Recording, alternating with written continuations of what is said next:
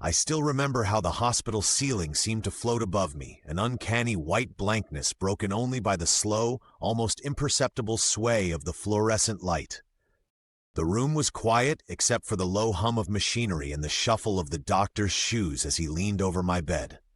"You're lucky to be alive," he said, voice gentle but distant, as if he were reciting a line from a play he'd long since grown tired of performing.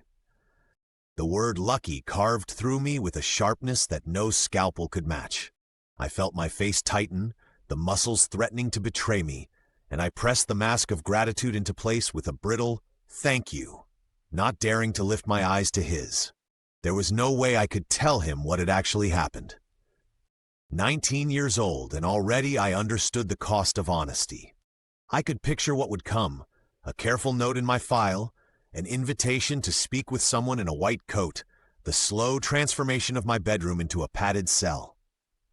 No, adults weren't equipped for the things I'd seen. I wasn't either, not really. A month ago, if someone had told me of such things, I'd have laughed them off or edged away, uncertain. It began at the end of summer, early August, when the evenings still held the memory of heat. My friends and I, Mark, Ryan, Emma, and me, were all trying to wring the last drops from the season. Work had us scattered, but that night we gathered as the sun dipped, painting the lake with ribbons of orange and gold.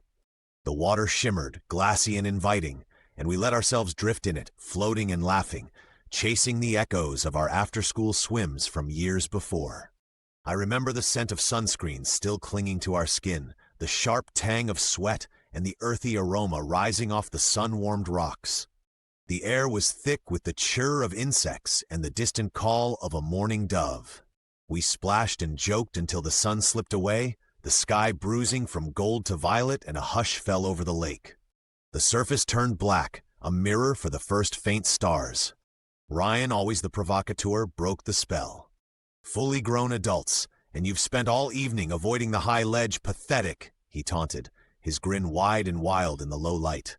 I splashed him, sending a spray of cold water across his face, and the others hooted. The cold bit at my skin, raising goosebumps, but I ignored it, climbing out of the water with the others trailing behind. Mark's voice rang out behind me,